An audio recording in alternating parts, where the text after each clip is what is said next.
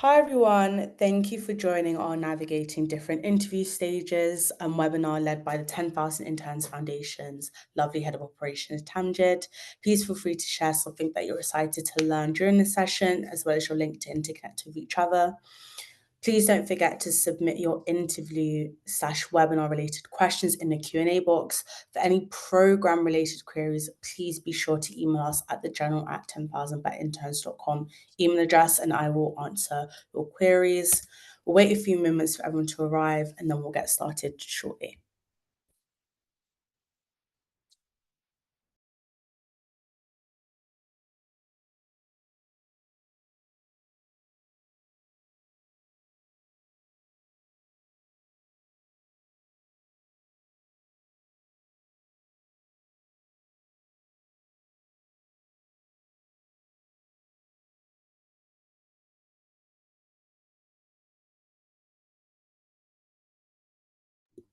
Cool, I think let's start.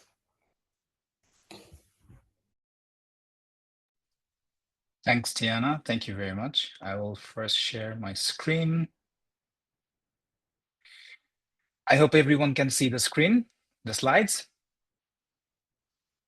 Great, great.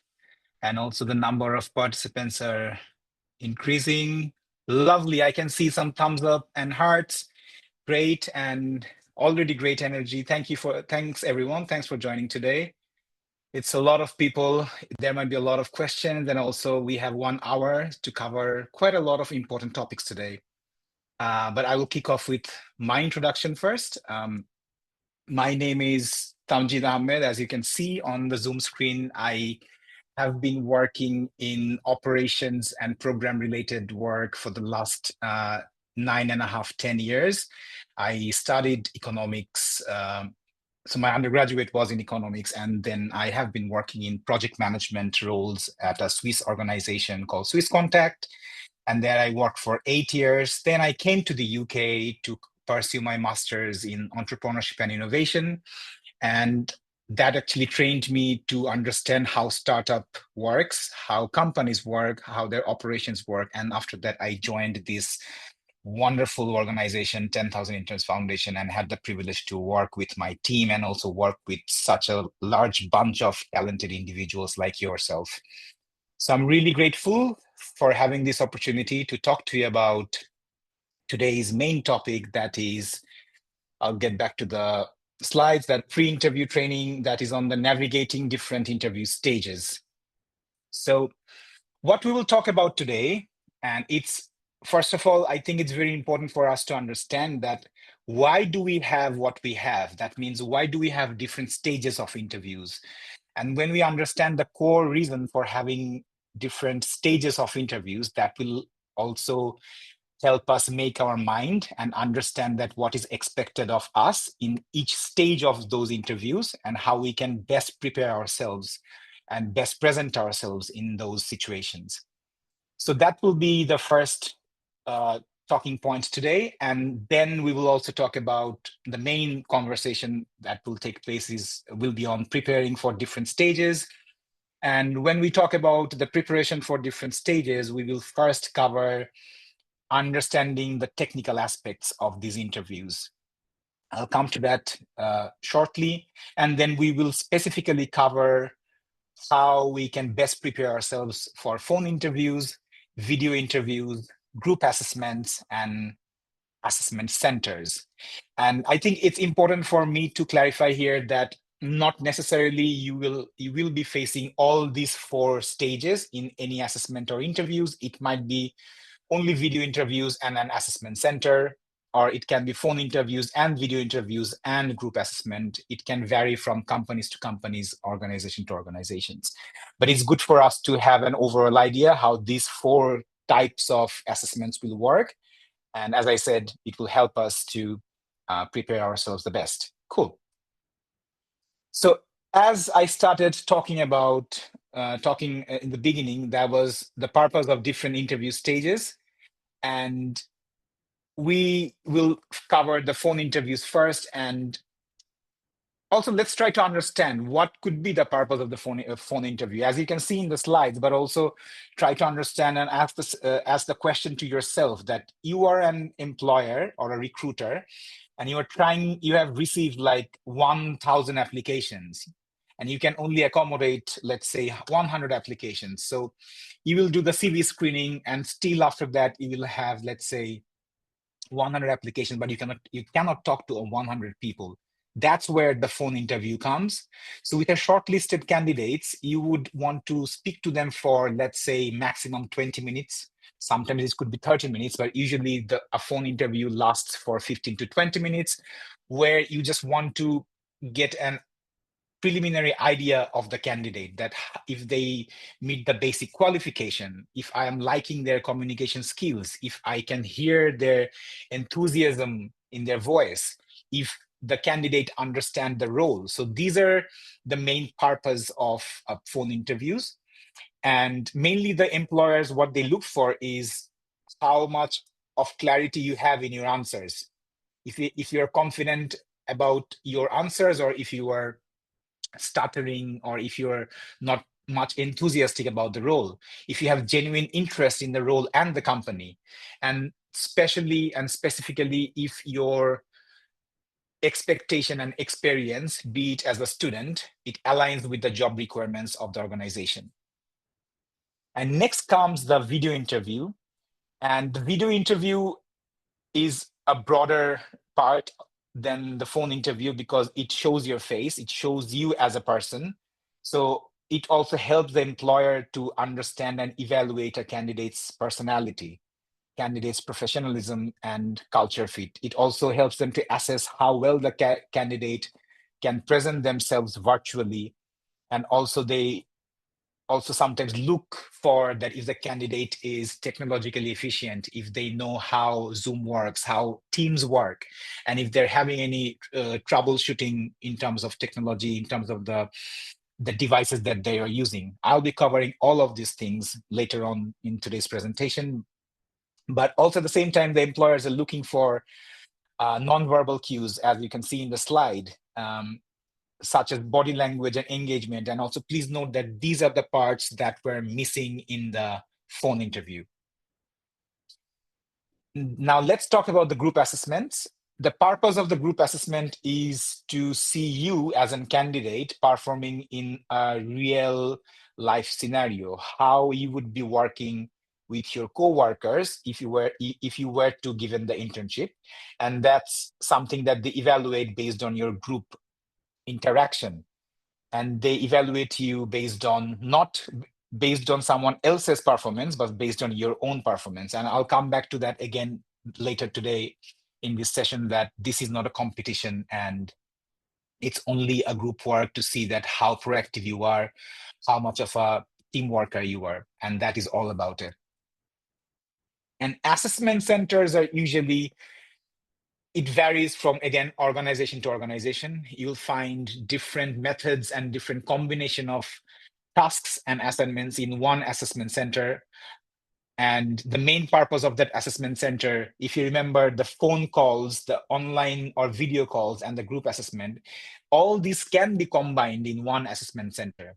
That means it gives a holistic view of the candidate's skills, personality, and potential, and also if the candidate can work under pressure, and how they're performing in terms of a real world scenario, how's their presentation skills, how they're solving the problem working in a group scenario. All these sort of elements are usually present in an assessment center, and these are the main things that employers usually look for. So that was, in short, that the understanding the purpose of having different interview stages. And I'll quickly talk about preparing, how you should prepare yourself for different interview or assessment stages. But before going there, and also everything that I have talked about so far, that if you have understood the purpose of why there are different interview stages, this should also help you that what part of your strength you can show, what part of your weakness you can show or not show, based on what sort of or what type of interview stage are you at. By doing that, I will just give you like 30 seconds to just think about that, how different assessment or interview stages unfolds you as a person to the employer. How different assessment interview stages unfolds you as a person to the employer. I'll just give like 30 to 20 to 30 seconds. Think about it. You don't have, feel free to like use the chat to just give your answer, or just have some self-reflection that we talked about phone interviews, we talked about video interviews, and then group assessment, and then assessment center. But how each of these stages are unfolding you as a candidate.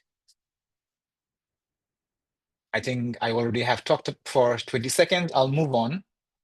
So a good example could be the transformation of a butterfly. And if you think carefully, when you were attending a phone interview, the only asset, the only thing that you can hear or you can provide is your voice and the conversation you were going to have with your interviewer. And that's all about it. They cannot see your face, they cannot see your body posture, they cannot see how you are sitting. They cannot also see if you're smiling or if you're grumpy. Everything is being modulated by your voice, and that's why it's very important. And after that, when you are moving to an online interview, which has where you are showing, they're seeing your video, you're also seeing them online on Zoom or Teams. Now they can associate that voice with a person. They can see the face, they can see how their eyes are moving. Your eyes also speak for your enthusiasm. Your eyes also speak for if you are actually interested in the job or not. How your body posture is, what message your body is sending them. If you're sitting like a little crouched or like straight, if you're interested when you're talking, are you leaning forward or are you always leaning backward? All this sort of stuff gives visual cue to the person you're talking to, be it your interviewer, be it the person next, like your friends or like your colleagues, whoever it is. Your body language gives a lot of visual cue that can actually create impact on someone else's mind who is talking to you. And this is very important in terms of online and in-person interviews. And after that, when you are working in a group setting, that will also show you not as an individual person, that also shows you as a social person, how you interact in a social setting, how you interact, or if you dominate, or if you let other dominate you, etc., etc., in a group setting. And then you go and fly away. So let's start with how you can prepare for phone interviews. And I always try to focus on the technical aspects of these sort of interviews, because in my opinion, that a technical glitch or a technical trouble can actually decrease hamper the overall interview experience of both the interviewer and the interviewee. That could be you. And that is why it's very, very, very important for us to always check our technical background. And we should always ensure, especially for phone interview and for video interviews, that there are few checklists that we just cannot avoid. And I'll quickly go one by one. First of all, ensure a quiet environment. If you are at home, try to go to a room which is not occupied by others, who people are not working there. It ideally should not be a kitchen where someone else is working, or there like sound, there are noises. Try to avoid such places. If you're in a university, try to find a place which has less traffic of students. And then always ensure that your phone is fully charged, it's functioning. Also try to be in a place which has a strong network signal, because the last thing you want to have during a conversation with your employer, that the line is dropping and you can't hear each other out, and that will create a bitter taste in terms of the overall interview experience. And also using headphones, it's my personal preference because I find myself, I can hear and understand a lot better when I'm using headphones. And also when we are using a phone on one side, the other ear is not occupied and it can catch other noises and it can also distract you. So it's preferable to use headphones when you are in a phone interview.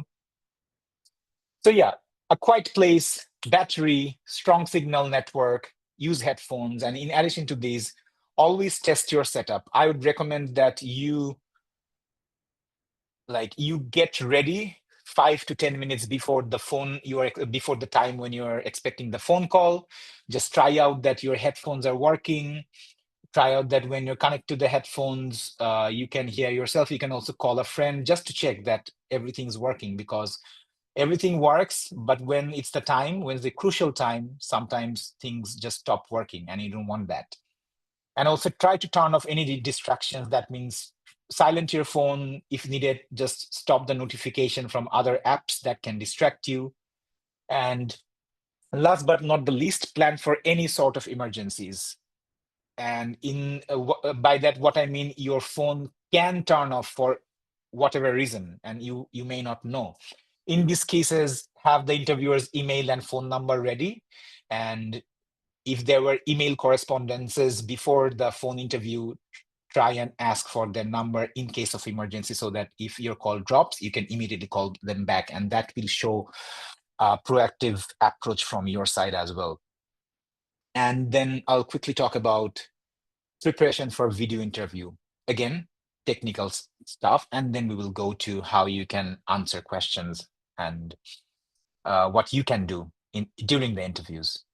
So preparation for video interview will require you to test your technology. That means, again, like the phone interviews, use your judgment and also use your common sense in terms of testing your device. If you are using a laptop, test your laptop, ensure the device is working completely fine. Test the webcam, microphone. If you're using a headphone during your video interview, try to see that sometimes Windows and Mac, they do not allow you to connect your earphones right away. So you have to go to the settings and make it approved. So all this sort of stuff should be done way before your interview time. And you don't want to suddenly come across such problems when you are just joining the interview. And definitely there's nothing to say about having a stable internet connection. Also set up your environment.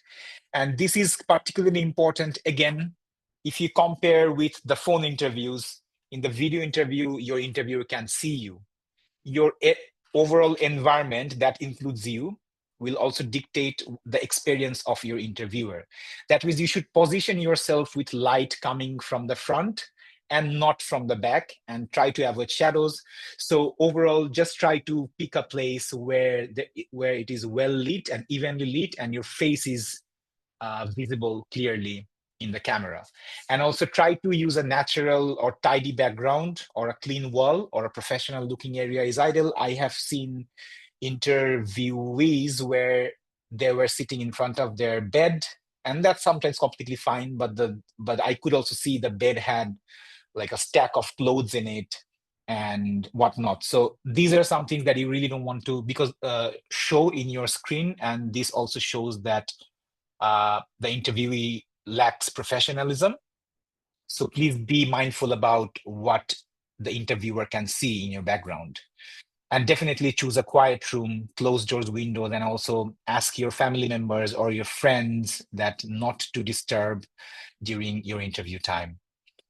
Position your camera, place your camera at eye level to maintain natural eye contact, and also try to use a stable surface to have a shaky video. Sometimes you may not have a laptop to join the interview, and do not hold your phone in your hand and then attend the video interview, because it will show some shake. That's why try to keep the phone on a stable background. If you have a tripod, if you don't have a tripod, just stack like 5, 6, 7 books, and then use those books for supporting your phone. The main point is your video should be stable, and during the interview, the interviewers and yourself, the interviewee, should only focus on the conversation and nothing else. And that will happen when you have all these technical aspects confirmed and ready.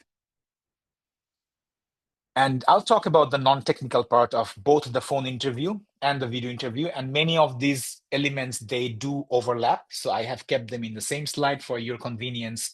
And first of all, few things that we all need to keep in mind, because for some of you, these may be your first interviews. You may not have had any other interviews before. And that's why it's always good to remind everyone in these trainings and prepare your response and practice common questions. This is one of the most important part. Do prepare yours. There are many standardized questions available for internship interviews, even job interviews. Do prepare yourselves with those questions. At the end of today's session, I have listed down a list of such questions that you can prepare for. I also have listed down an example of answers that you can follow. But do your research and prepare your responses. Also research the company, and if possible, the interviewer, the person you are talking to. Please do research about them. If you know their name, if their identity has been revealed to you over an email, do research about them, what they like, what department they work in, what is their professional interest, so that these are the topics that will also give you food for thought, that will also help you to formulate constructive questions when you are attending these interviews.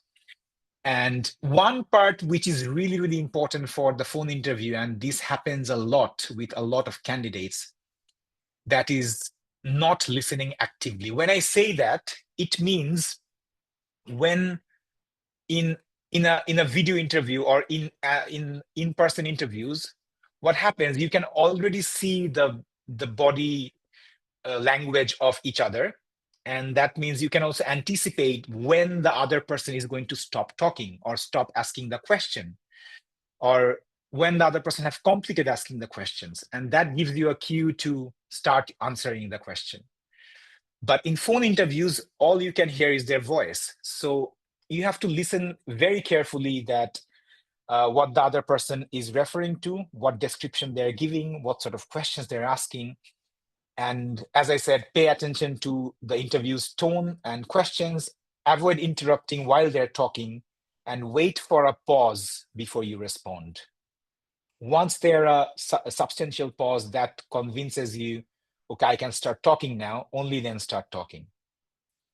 And also, again, in phone interviews, you have to speak clearly and at a moderate pace, because sometimes if you just keep on speaking very fast or very slow, the interviewer might not understand what you are saying. So speak clearly. And if you think that you said something that was not clear enough, do repeat and clarify. Also use voice modulations and maintain a upbeat attitude. So if you're in an interview where it's a phone interview and they only can hear your voice and there is no voice modulation, your interviewers cannot understand if you're interested in the job or not. So it's very important to use high pitch, low pitch, and voice modulation when you're talking over a phone, and they can't see your face, and they should be able to understand that the interviewer I'm talking to, they're interested in the job and they are quite knowledgeable about the job. They have done their research, and all this sort of stuff can also be conveyed by your voice modulation. So it's very important to show your enthusiasm and interest through voice modulations. And another thing, this is a universal suggestion, that is take notes. It's not only for phone interviews, it's for everything, everywhere where you go. If it's interviews, meetings, group assessment, whatever it is, take notes, and it can help you a lot in the future. But specifically for phone interviews, and usually phone interviews are the first stage of interview, if you take notes of the answers they're giving to your question or whatever they're talking about the role of the organization, you can use those notes in the future interviews you may have with the same company. And also prepare your questions. At the end of today's session, I also have listed questions that you may ask. or those might be useful for you to ask your interviewers in whatever stage of interviews you are in, phone interviews or video interviews. Okay, so considering all the points from the phone interview, I'll now jump to the video interview. That now the addition is the body language. I cannot put enough emphasis on having a good body language. Sit up straight and try to maintain eye contact when you are talking to your interviewer. Do not look at the screen. It's quite difficult, but practice and try to look at the camera so that they can see and they can also feel the eye contact you are making with them.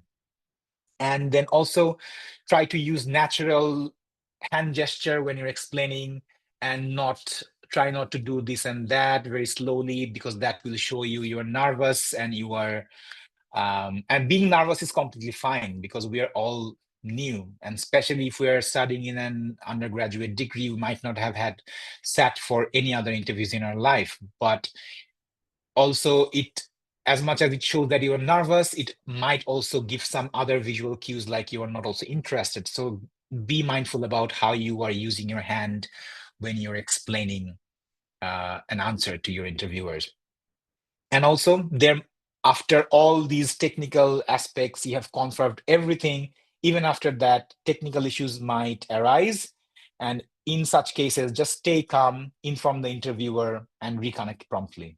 That's all you need to do, because everyone these days understand the difficulties of having online interviews or online meetings. So things might go bad or things might go wrong. Just stay calm and just let them know. All right, so let's come to group assessments. And here we are assuming that the group assessment will be in person. It can be online.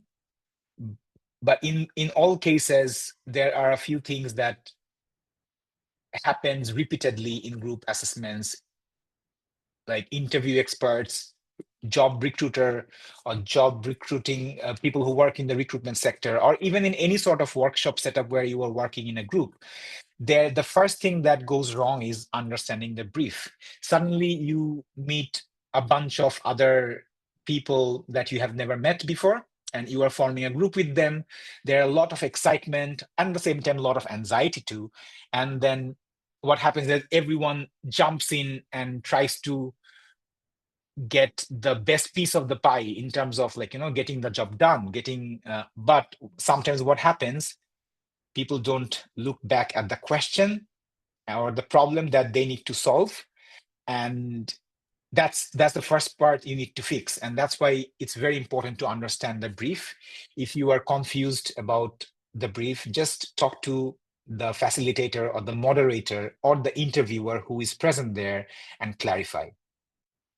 And secondly, manage your and the group's time effectively. And the reason I say it, usually in group assessments, it's time bound. Let's say you have 30 minutes and you are working with a group of people who you have never met before. And as a result, what happens, out of politeness, you let the other people talk, and everyone wants to put forward their own ideas, and no one is keeping track of the time, and you don't want to interrupt them. And that's how suddenly at 25 minutes, you all realize that you just only talked about the brief. You did not complete you didn't find a solution, and then you did not make a presentation, and you did not practice. You did not even decide that who's gonna present which part of the presentation. All this sort of stuff you did not even complete in the last 25 minutes. And that is why I think it's very, very important to fix one person. It could be yourself. Set a timer of 30 minutes, time box your tasks. Let's say, for an example, you have to find solution to a specific problem, and then you have to create presentation, and you have to decide who's going to speak for which part of the presentation, and then present. So you have to time box each of those tasks, and then someone needs to be time policing and pushing everyone that, okay, we are at the end of the first block, we have to move to the second block, so let's decide whatever the idea is, we have to confirm that now. So that was about managing time. And secondly, speak up. This is another common phenomena in group work, that some people, they just don't speak up. And if you don't speak up, your the facilitators or the evaluators in the group assessments will not be able to evaluate your performance. Also, it will not be helping your own group to win, and it will not bring any fruitful result for you either. So do speak up. It's one thing to be polite, one thing is to be shy, but the other thing is that here everyone is for competing for a job, but not necessarily you have to like put someone else down to put yourself forward in the game. But do speak up and do contribute in the group work. And that's really, really important, because that will also show your interaction and proactiveness. And definitely collaborate with your group members, recognize others' contribution, and then also, as opposed to speaking up, also try to encourage quieter members, because sometimes we see people, as I was talking about, that sometimes there are people who are very silent, sometimes also there are people who only love to talk. And in those cases, I request, if there are people who only love to talk, please do encourage your other team members who are quiet, who are feeling a little shy, and try to include everyone, because that will also show your leadership skill. That will also show that you value inclusion. That will also show that you value group effort. And try not to dominate. Try not to dominate. If you see that your idea hasn't passed through in the group setting, but that's not the end of it. Ideas win, but it only wins when there is a group effort, when everyone's working towards making that idea real. So if your idea hasn't passed through, you can still develop on someone else's idea. Someone else just gave an idea that is like, let's say, very primitive. It needs to be worked on. And definitely that may give you some other ideas that how you can implement that idea. And you should go forward and present your part of the point, and try to be positive. And one additional point is research before phone interviews, before video interviews, before group assessments, before any sort of assessment. Research as much as possible. There is no alternative to research, because the more you read, the more you research about the company, the role, the industry, the type of assessment you are attending, all this knowledge will help you to just prepare yourself and be prepared for any sort of unforeseen activities that may be there in the interview, and you didn't expect those. Think commercially. What I mean by think commercially is, and this specifically goes for any business related interviews or group assessment, that try to understand and try to use some of the business. If you are studying business administration, if you have studied finance, if you have studied accountancy, if you have studied any other domains like economics, try to use some of the knowledges you have already gathered from your courses, and that will also show that you can actually use pre-learned knowledge in real life, and how you can apply those, and that will also show that you have a better understanding of your own sector and industry. And absolutely necessary is practice, practice, and practice. Okay, we'll move forward. So what happens in assessment centers? So assessment centers are not quite a different stage. It's more of combination of multiple different types of interviews and evaluations and assessments, but it can be also another stage in your interviews and assessment with any organization. So first and foremost, the important part is to understand for group assessments, and also in any assessment center which may have group work, that you are not in any competition. You are not competing against anyone else. Other candidates are not your competition. You could also be successful, or none of you could be selected based on the effort of the group. So collaboration is key to your performance in any group work activity. If it's in an assessment center, just try to collaborate in that group setting, and don't try to compete against each other, because that will not bring anything good for you, neither for the group. And read all your documents carefully. And the reason I say it again, it's related to understanding the brief. Sometimes the brief is quite simple and one pager. Sometimes you may receive a brief or a problem that is like 3 to 4 pages, and it will have different like data. It may have tables that will have different variables. In these cases, read all these documents carefully. Try to find out if the questions have any trick part in it, and that's where also the group effort comes in, because if you have missed some trick part in your question, one of your group members can pick those up, and then you can talk about this. So do read all your documents carefully. And then again, if you are attending an assessment center online, check your technology. I have already covered these points, but these are points that people do forget, and it's always good to remember and follow. Get comfortable with features.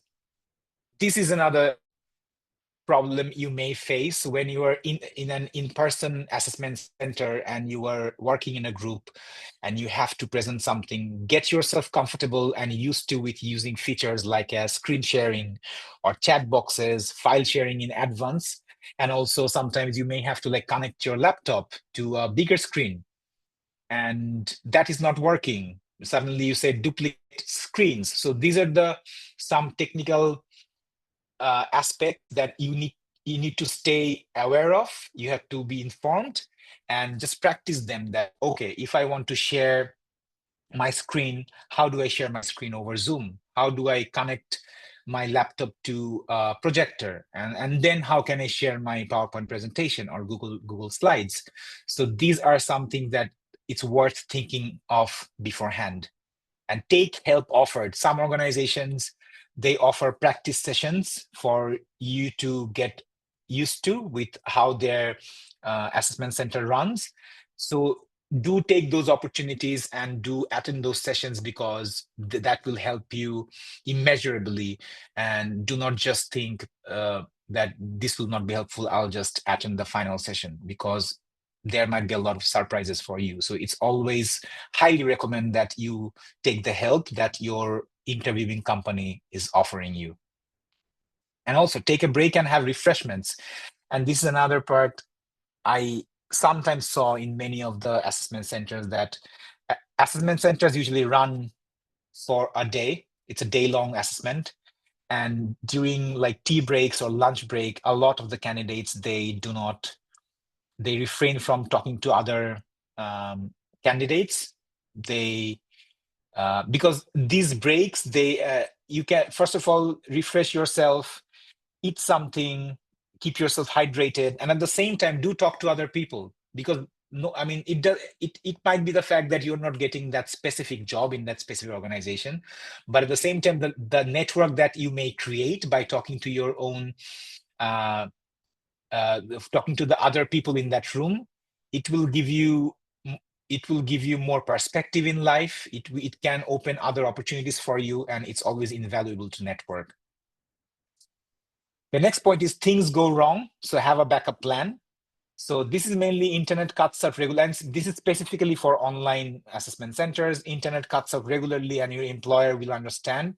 So ensure you have their mobile number or at least their email address, so that whenever you are disconnected, you can reach out to them immediately using your phone's data, and then let them know that there is something wrong with your internet. You will be back soon.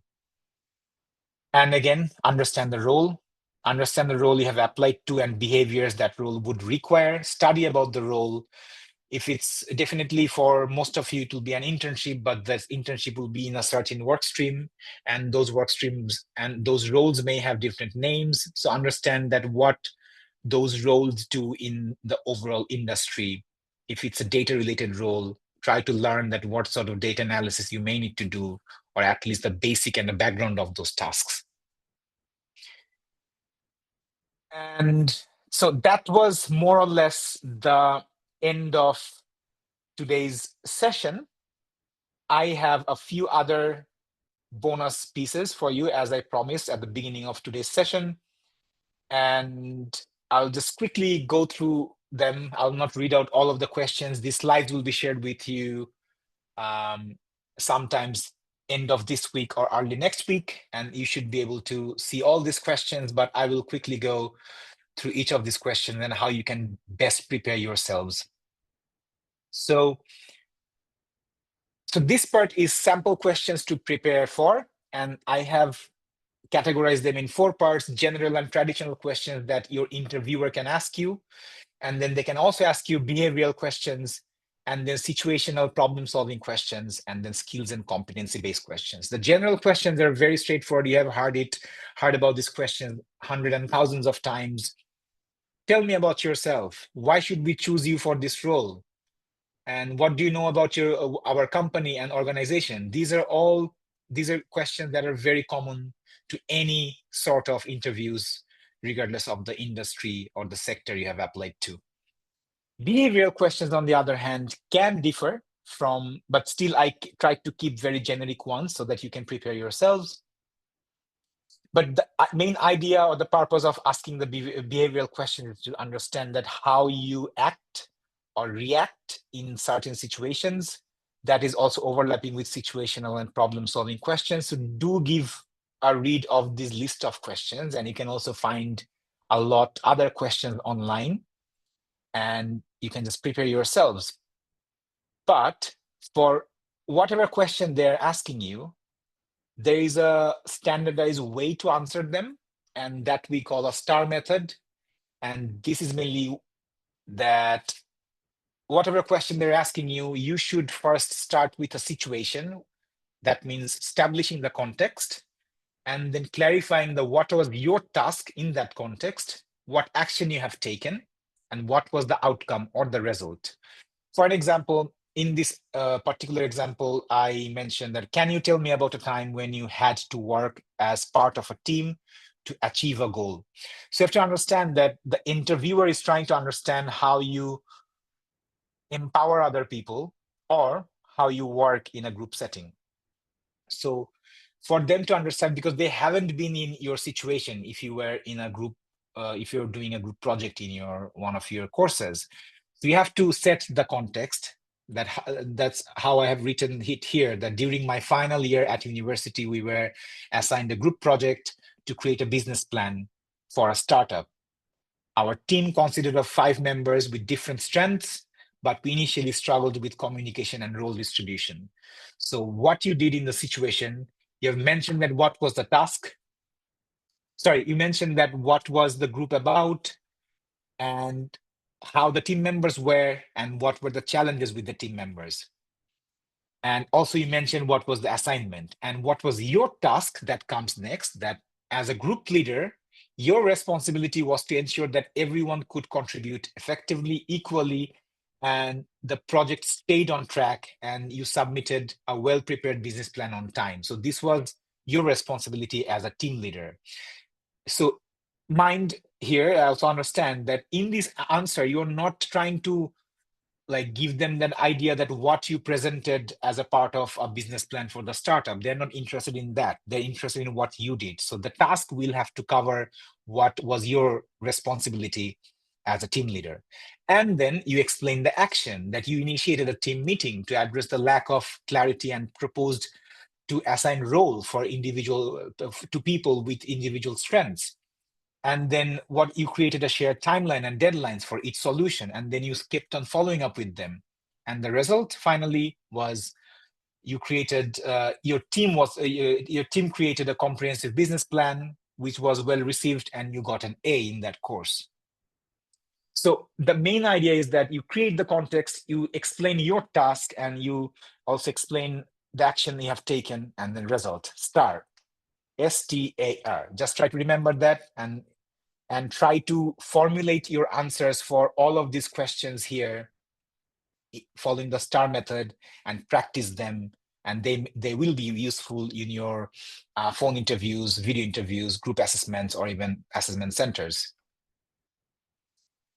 The next is questions you can ask to interviewer. This is a very, very important part, and I cannot emphasize more on this because at the end of any interview, interviewers will ask you that if you have any question.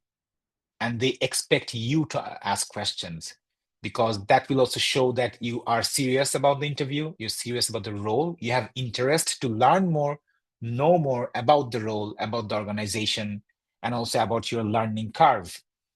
So do not refrain or shy away from asking questions. Here is a list of, I think, 15 questions under 3 categories. And some questions are about the role. Some questions are about the teamwork and environment that asks that, are there any opportunities to interact with other departments or teams? For an example, this question will show the interviewer or prove to the interviewer that, okay, you are interested in cross collaboration. That means you're quite proactive. You don't want to sit at your desk and just work on the stuff that you were given to. You want to also collaborate with other team members. So these are sort of cues that your interviewer will understand when you ask these questions. Specifically for internship interviews, I would recommend 3 tips for asking questions. First of all, like these questions, the one that I have listed here, these are generic ones, but the more you research on your organization, the more you research on the role, it will help you to build insight on the company. It will help you to have more knowledge about the role, and that will also help you formulate more constructive questions that actually work for you. And also try to limit your questions 2 to 4. I would say 2.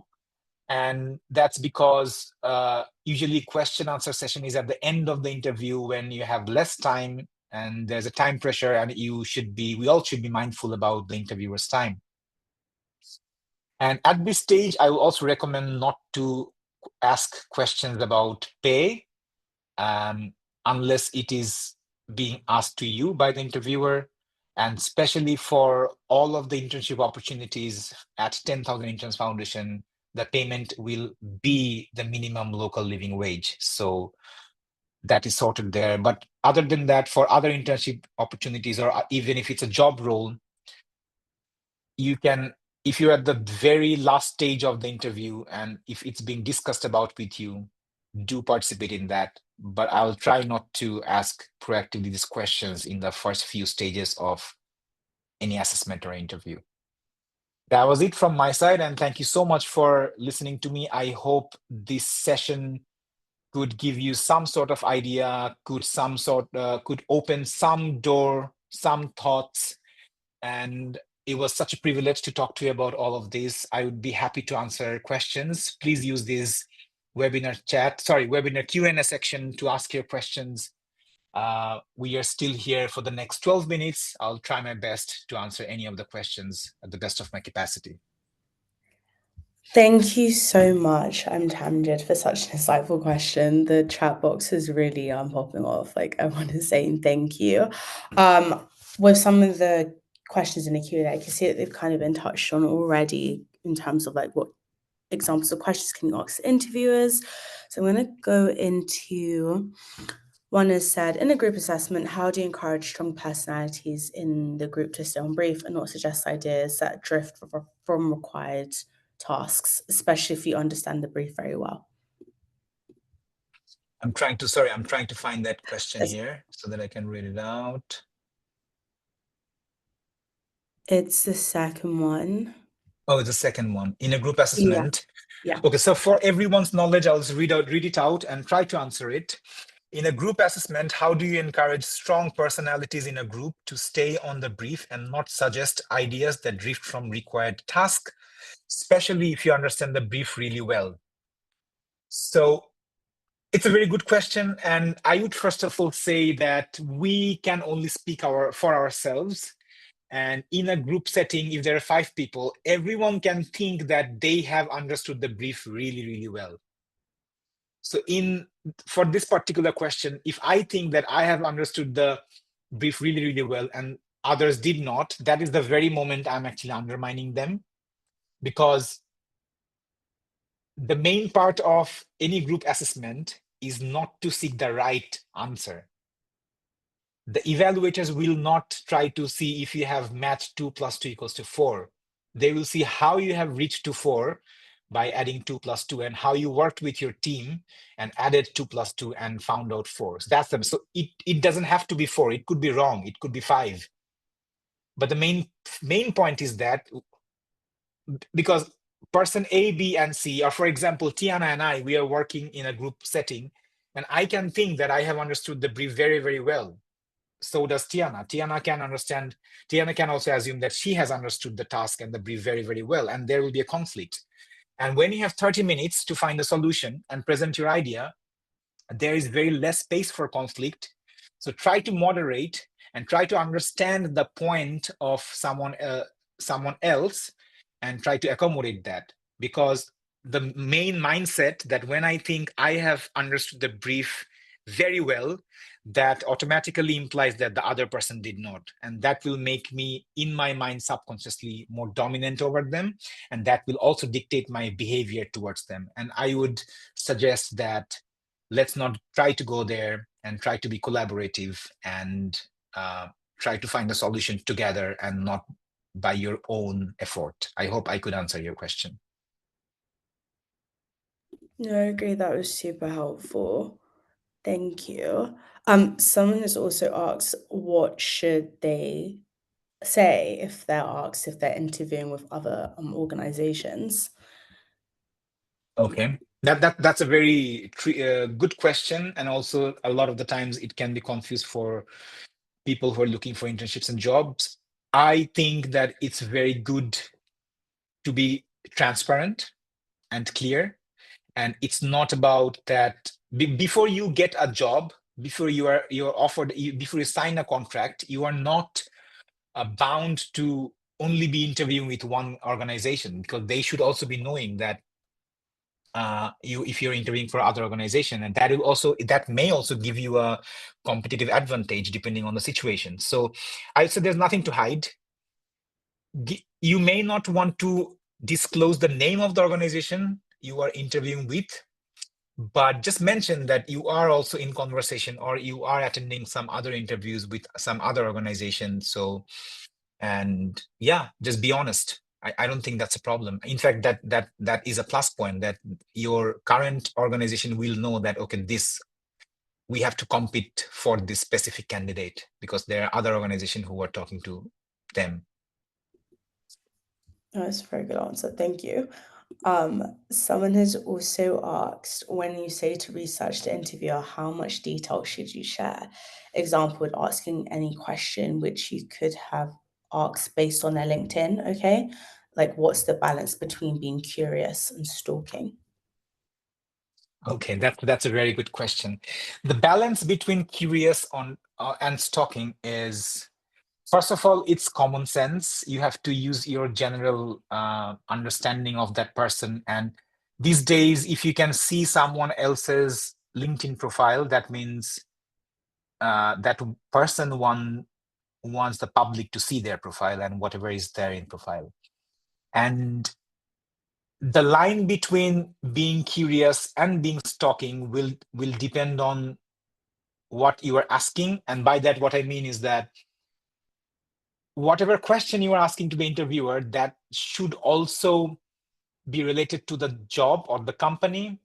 For example, I am the interviewer. You saw my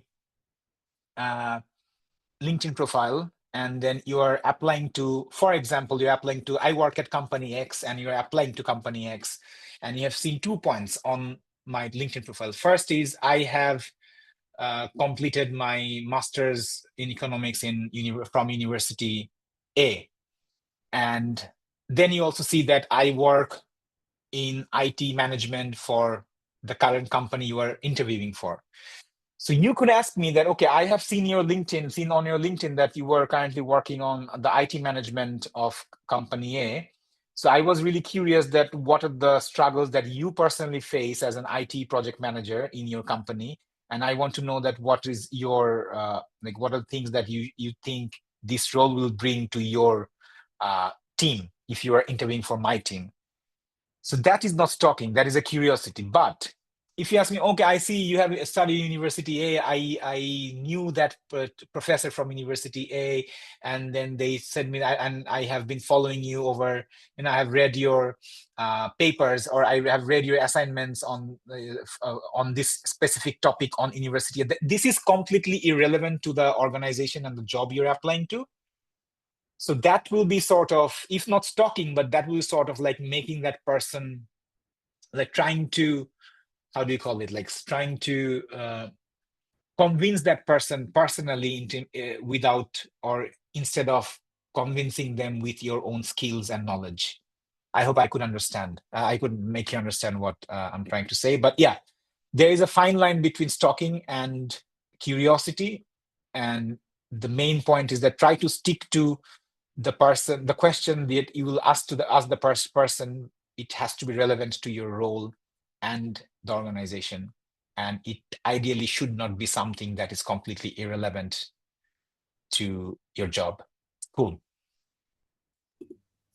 Daniel's asked, for final round interviews, are these typically more managerial than technical? From prior experience, it's usually the latter rather than the former. And how do you go about dealing with those, I guess, type of approaches at the interview stage? Okay. These are some really good questions. Yeah.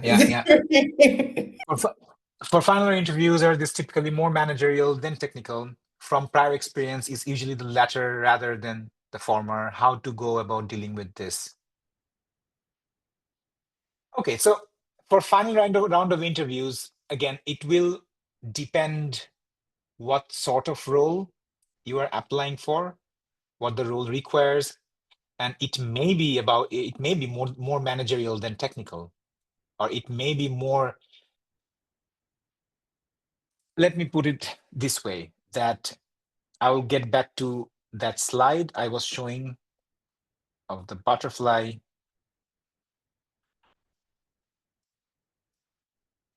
See, this transition or transformation, it will ideally unfold you as a professional individual. Yeah. And if first of the interviews were more technical, let's say you were applying for a data analyst role, and they wanted to know, first of all, they wanted to know your skills on data analytics. Those things might have had taken place in the first phase of the assessment. And the second phase of the assessment could be your cultural fit, how you see and manage and handle pressure in group setting, or it might be vice versa. The first part could be an evaluation of cultural fit. The first part could be an evaluation of your group setting or group collaboration, and the second part could be about your technical skills. So it completely depends on the interviews you are attending, the organization, and also when you are attending your first interview, you are free to ask this question to your interviewers, that what should I expect in the next assessments if I'm selected for the next round? Yeah, if there is anything I should prepare for. And usually in most cases, interviewers or organizations will help you understand that what's coming next.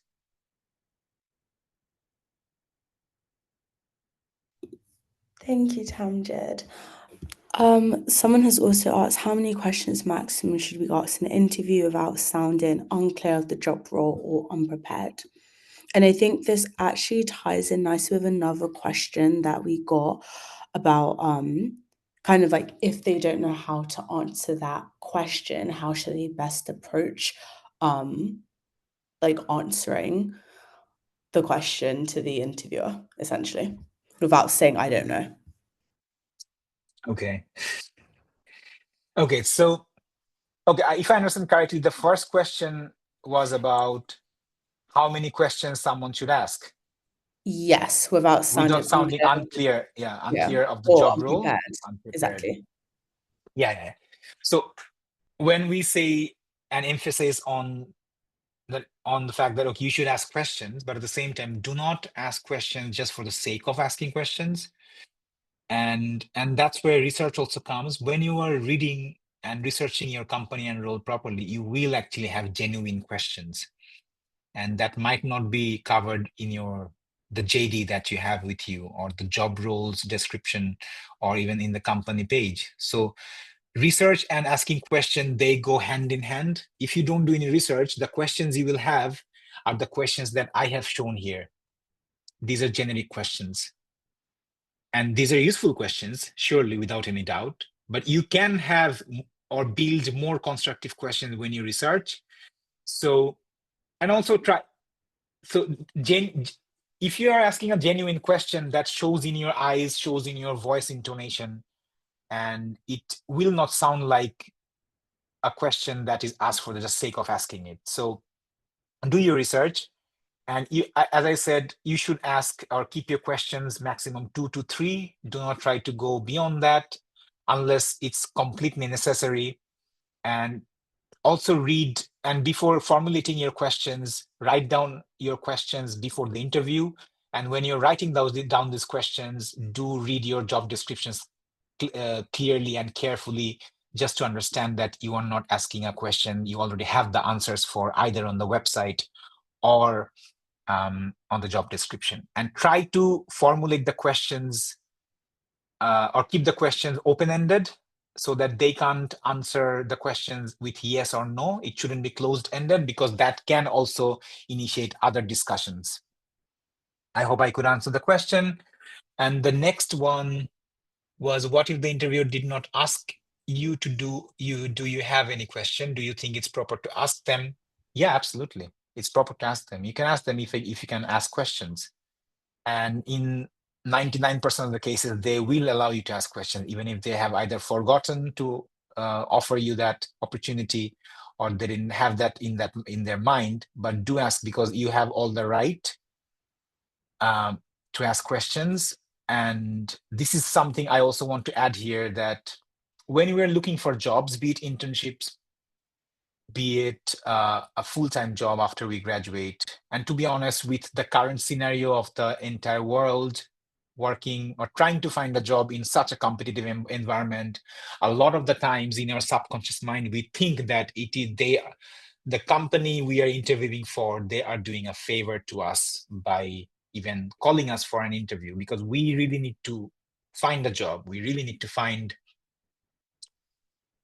a work that will pay our bills end of the day once we graduate. But I think it's very, very important for us to have this in mind. Yes, there is a high competition. There might be hundreds of applicants for one role. But end of the day, if I get a job, that is not a favor that they're doing, because it's an exchange of services. I am working for them, and in return, I expect a pay. I expect learning opportunities. I expect this and that. And all these things should be cleared out before we join any sort, or before we commit to any sort of opportunities. And the reason I explained this, because when we think ourselves as the person who is taking the favor, it automatically in subconscious mind puts us back and makes us weaker in our mind. And that's completely my own personal opinion. And that is why try to use all opportunities, because asking question is your right, and you should use that.